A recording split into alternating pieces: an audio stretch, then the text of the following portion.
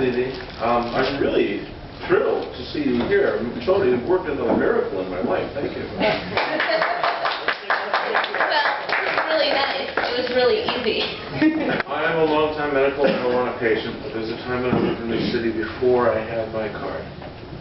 And at that time, I was on the user end of the police system. I was busted buying a nickel bag in the street.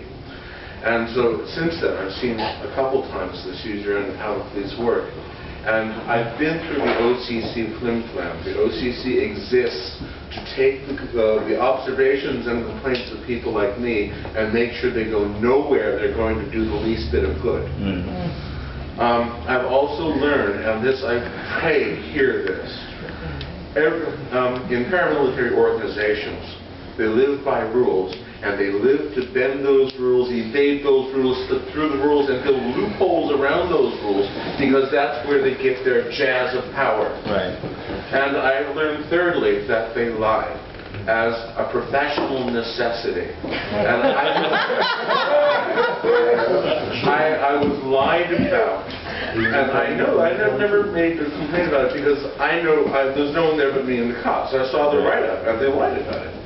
And I realized that they had to do this because it was CYA time. Right.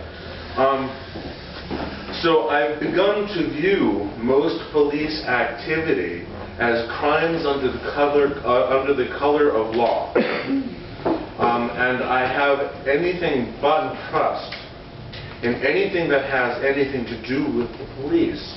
And this comes at such a price because I, like everyone, need to believe that the law exists to serve us and that the law is good. And if anyone is